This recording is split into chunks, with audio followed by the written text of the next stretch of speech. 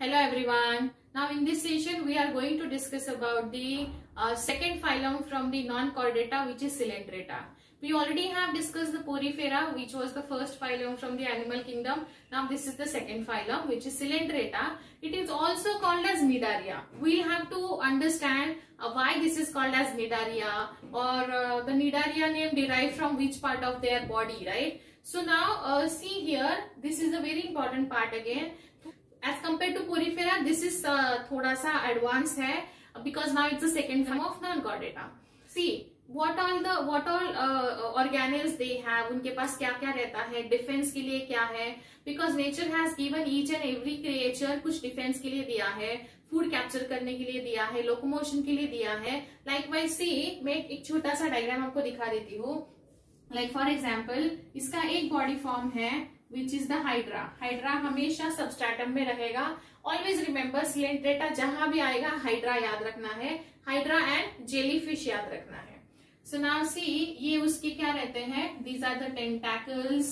ये उसके tentacles है. Here is the mouth opening रहेगा. This one is the tentacle like this. So now this is the diagram of hydra और वो jellyfish का है. Now see hydra जहां भी आता है हमने अब तक पढ़ा हुआ है, it is responsible for the asexual reproduction which is by budding. So आपको यहाँ याद रखना है ये उसके birds है. So this is the bud of this hydra. वो हमेशा substratum को attach रहेगा. Substratum मतलब किसी ना किसी चीज को hold करके रखेगा. Now they are the tentacles. ये tentacles है. इसके पास एक ही opening रहेगा. इसको बोला जाएगा hypostome, right? So now see ये जेलीफिश है. जेलीफिश में ये उसको स्विमिंग के लिए हेल्प करेगा. नाउ सी अगर दोनों डायग्राम आप कंपेयर करो तो इसके टेंटैकल बोल सकते हो अपवर्डली है और इसके टेंटैकल बॉडी के डाउनवर्डली है, मतलब नीचे है. सो ये थोड़ा सा इंटरेस्टिंग होने वाला है Coelenterata में आपको पढ़ने के लिए कि दोनों एक ही फाइलम को बिलोंग करते हैं, but still they have a different body forms, right? वो हम पढ़ने वाले हैं यहाँ. नाउ सी ये अगर एक जगह पे रहेगा, एक जगह पे ही रहता है substratum, because they are sessile. So अगर ये ससाइल है इसका मतलब ये है कि इनके पास कुछ अगर उनका कोई एनिमी उन पे अटैक करता है तो वो भाग नहीं सकते हैं इधर उधर. So they should have something for the defensive action. तो इनके पास क्या होते हैं, नीडोब्लास्ट होते हैं. मतलब आप देखोगे तो ये टेंटैकल्स पे नीडोब्लास्ट होते हैं और इसको नीडोसाइट्स भी बोला जाता है. सो ऐसे ऑल ओवर द बॉडी होते हैं, ये सारे बॉडी पे भी होते हैं और हर एक टेंटैकल पे रहेंगे, सो that they can protect them from the enemy. तो एनिमी से प्रोटेक्ट करेंगे, फूड को कैप्चर करेंगे, या फिर मे बी खुद को प्रोटेक्ट करेंगे और फूड को कैप्चर करेंगे. So yes, this is the hydra and this is the jellyfish. Jellyfish अपने सबने देखा होगा, बहुत सारे स्टूडेंट्स ने रियल में भी देखा होगा एंड कुछ स्टूडेंट्स ने उसको मूवी में देखा होगा, लाइक एनिमेटेड मूवी में. ये काफी बार हर दूसरे एनिमेटेड मूवी में ये रहता है. सो यस ये hydra and this is jellyfish. So अभी आज हम पढ़ने वाले हैं हाइड्रा एंड जेलीफिश, इनमें क्या क्या डिफरेंसेस है. And all together Coelenterata has how many characters. अभी कुछ कैरेक्टर्स मैंने एनसीईआरटी से पिक किए हैं, कुछ कैरेक्टर्स रेफरेंस बुक से हैं और एक दो कैरेक्टर मैंने डेलिबरेटली स्किप किए हैं. सो दैट आप मुझे बताओगे स्किप मैंने कौन से किए हैं. तो ये मैं पर्पजली कर रही हूँ सो दैट आप जाओ लाइन टू लाइन पढ़ो और एनसीईआरटी से पढ़ के मुझे बताओ मैंने कौन सा पॉइंट स्किप किया है. ठीक है? So fine, we'll discuss now Coelenterata के characters in detail. Here we'll discuss some characteristic of Coelenterata or Cnidaria. The first characteristic is they are aquatic. No doubt they are aquatic, and mostly they are marine, but some of the members of the hydra they are freshwater also. They are mostly marine. Sessile का meaning हम Porifera में पढ़ चुके हैं. Sessile मतलब some of the members they have to always attach with the substratum for the support, and some of the members are free living or free swimming also. Free swimming भी होते हैं. And radial symmetry radial होती है. They are diploblastic in nature. Diplo di means two, तो दो ही उसमें germ layers होते हैं. And the name of these germ layers are ectoderm and endoderm. So कौन सा मिसिंग है यहाँ, मेसोडर्म इज मिसिंग. सो हमको याद रखना है because it's second phylum of non-chordata. Porifera was the first. It's a second one. So इसमें कुछ एडवांस होना चाहिए, बट इतना भी एडवांस नहीं होना चाहिए कि इसमें 3 लेयर आ जाएंगे, because still they are non chordata and still they are primitive in nature. Level of organisation जो है, अभी last time it was in porifera cellular level का था, ये इससे थोड़ा सा एडवांस हो चुका है. Now it has a tissue level organisation. They are the first multi cellular animals from evolution point of view. ये याद रखिए, ये हाइड्रा या सिलेंट्रेटा जो भी इसके एग्जाम्पल्स हैं, they are the first multicellular animal from the evolution point of view. It means they are showing a tissue level of organization. Tissue level of organisation show करते हैं. सरप्राइजिंगली इवोल्यूशन में भी first time ये multi cellular पाए गए थे. Next, why the name Nidaria has given to this phylum? Because they have a nidoblast. So याद रखिए, name Cnidaria is derived from the cnidoblast और निडोसाइट्स. उसके पास निडोब्लास्ट होता है और निडोसाइट्स होते हैं. वो क्यों होते हैं और क्या होते हैं? Which contain stinging capsular nematocysts. Stinging capsule होते हैं और you can say nematocysts present on tentacles and body. हमने अभी पढ़ा टेंटाकल्स क्या होते हैं. सो उनमें ये निडोब्लास्ट और निडोसाइट्स होते हैं. वो क्यों होते हैं? We'll see that.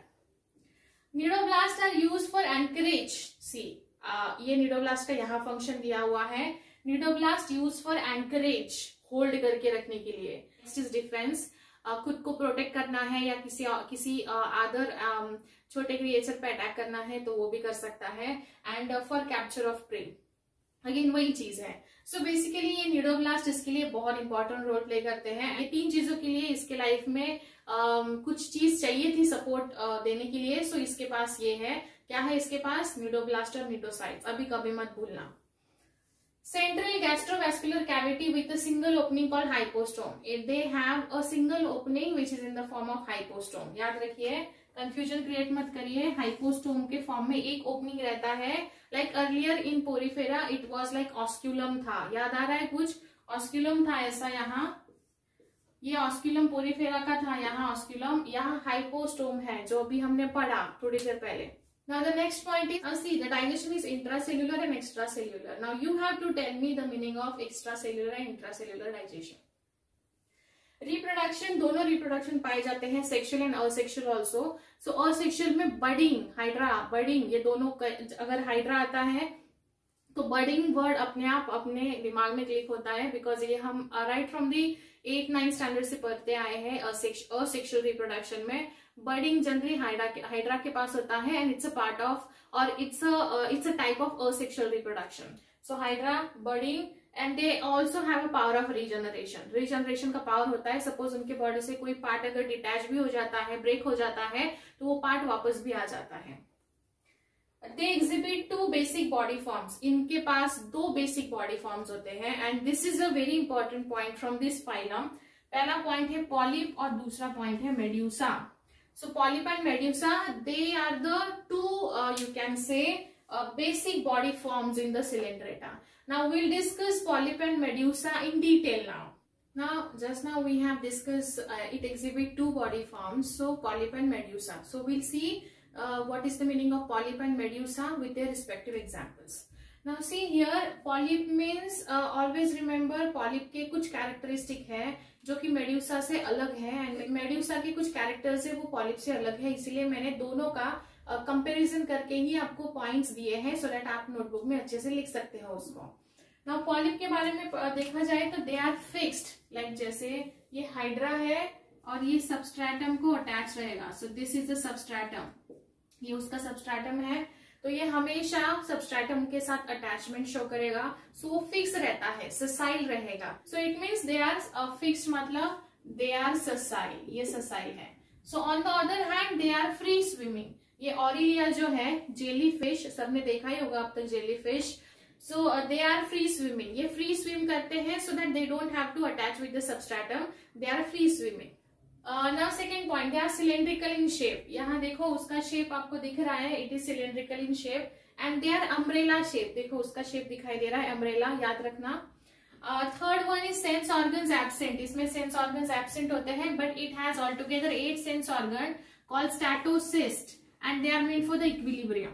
बिकॉज इसको मूव करना पड़ता है, एक जगह पे फिक्स नहीं रहता है. सो while moving it requires some sort of sense organ to sense the danger, और फिर उसके प्रे को कैच करने के लिए उसके पास कुछ ऐसी सेंस ऑर्गन्स चाहिए which is known as statocyst, जो कि 8 नंबर्स में होते हैं. पॉलिप आर विदाउट गोनाड्स, ये विदाउट गोनाड्स होते हैं. मेड्यूसा हैज अ 4 गोनाड्स, इनके पास 4 गोनाड्स होते हैं. Polyp feed and protect the colony, polyp feed करते हैं कॉलोनी के लिए, कॉलोनी को प्रोटेक्ट करते हैं. But because they are free swimming, ये क्या करते हैं, it brings about the sexual reproduction and dispersal of the species. Because now they are free moving, वो फ्री मूव करते हैं, फ्री स्विमिंग करते हैं, तो वो एक जगह पे ऐसे फिक्स नहीं है, इसलिए वो सेक्सुअल रिप्रोडक्शन ऑकर करके स्पीसीज का डिस्पर्सल करते हैं. It belongs to the asexual reproduction, ये असेक्सुअल रिप्रोडक्शन करता है. And it represents the sexual generation, ये सेक्सुअल जनरेशन शो करेगा. For example aurelia jellyfish, jellyfish का डायग्राम है, और यहाँ है हाइड्रा और एडाम्सिया, जिसको सी एनिमोन भी बोला जाता है, बुक में दिया हुआ है. So yes, this is it. मतलब हाइड्रा कंप्लीटली पॉलिप को बिलोंग करेगा, जेलीफिश कंप्लीटली मेड्यूसा को बिलोंग करेगा. लेकिन इसमें ऐसे भी कुछ क्रिएचर्स हैं जो कि दोनों लाइफ फॉर्म एग्जिबिट करते हैं. ठीक है, ये बुक में दिया हुआ एनसीईआरटी में बहुत इंपॉर्टेंट सेंटेंस है वो. Those creatures belonging to the coelenterata has these 2 life form. वो है ओबिलिया, ओबिलिया है जो कि दोनों लाइफ फॉर्म शो करता है, मैं आपको बताऊंगी. बट पहले ये समझ लीजिए, ये हाइड्रा है जो कि पॉलिप है, जेलीफिश है जो कि मेड्यूसा है. इसका डिफरेंस अच्छे से लिख के रखिए, बिकॉज डिफरेंस बुक में इतना डिटेल में नहीं दिया है, but you should know, you should aware about this differentiating point between this 2, so that आपको क्वेश्चन अगर आता है तो आप इसके साथ डील कर सकते हो, right. So these are the 2 life forms of the coelenterata. Now will discuss जो ऑर्गेनिज्म जिसमें दोनों लाइफ फॉर्म होते हैं वो कैसे रिप्रोडक्शन करता है. Now here we'll discuss the Obelia, and these are the altogether examples of Coelenterata. Those Cnidarians which exist in both form exhibit these 2 body forms, or you can say exhibit alternation of generation called metagenesis. Metagenesis को box करके रखिए book में. Metagenesis, for example, polyp produces medusa asexually. Because हमने अभी difference पढ़ा है, तो polyp asexually करता है, उसके पास गोनाड्स नहीं होते हैं. इसका मतलब ये है, पॉलिप जो है मतलब पॉलिप फॉर्म जो रहेगा वो कभी भी सेक्सुअली रिप्रोड्यूस नहीं करेगा. तो इसलिए मैंने पहले डिफरेंस करवाया आपको. पॉलिप प्रोड्यूसेस मेड्यूसा असेक्सुअली, ठीक है, पॉलिप मेड्यूसा को प्रोड्यूस करेगा asexually, and on the other hand medusa forms the polyp sexually. Clear है, बिल्कुल कंफ्यूजन नहीं होना चाहिए. पॉलिप मतलब असेक्सुअल रिप्रोडक्शन शो करता है और मेड्यूसा मतलब सेक्सुअली करता है, तो दोनों उनके रिस्पेक्टिव रिप्रोडक्टिव फॉर्म से ही एक दूसरे को जनरेट करेंगे. फॉर एग्जाम्पल ओबेलिया, उसको सीफर भी बोला जाता है, जो बुक में नहीं है लेकिन आपके नोटबुक में मेंशन करके रखिए. सो यहाँ तक हमने पूरे कैरेक्टर्स पढ़ लिए. नाउ ये जो एग्जाम्पल्स हैं ये सारे आपके कुछ बुक्स में दिए हैं, कुछ मैंने एड ऑन किए हैं. तो ये सारे एग्जाम्पल्स है सिलेंट्रेटा के. पहला एग्जाम्पल है Physalia, Portuguese man of war, और ऑल्टरनेटिव नाम भी याद रखने हैं. मैच द कॉलम्स में नीट में अभी ट्रेंड शुरू हुआ है पूछने का. एडाम्सिया सी एनिमोन, जो अभी हमने पढ़ा. पेनिनटुला को सी पेन और सी फेदर भी बोला जाता है. गॉर्गोनिया सी फैन, जिसको बोला जाता है. मेंड्रीना ब्रेन कोरल. ये तीनों जो एग्जाम्पल है ये बुक में नहीं दिए हुए हैं. Velella sail by the wind, rhizostoma asteria the star coral. So ये ऑल टुगेदर सारे एग्जाम्पल्स आपके नोटबुक में लिख के रखिए. ये this was all about the coelenterata. मैंने एक पॉइंट मिस किया है एनसीईआरटी से. जो कौन सा पॉइंट मैंने मिस किया है वो मुझे आप बताओगे. मैंने डेलिबरेटली एक पॉइंट मिस किया है जो कि एनसीईआरटी में दिया हुआ है, इनफैक्ट रेफरेंस बुक में भी है, बट मुझे देखना है आप एनसीईआरटी पढ़ रहे हो कि नहीं पढ़ रहे हो, इसलिए मैंने एक पॉइंट स्किप किया है यहाँ. वो कौन सा पॉइंट है वो आपको ढूंढ के मुझे बताना है, एनसीईआरटी से ही जवाब आपको मिल जाएगा. So this was all about the coelenterata. सारे पॉइंट्स अच्छे से नोटबुक में लिखिए. If any doubt you can let me know, and yes, see you in next session. Thank you.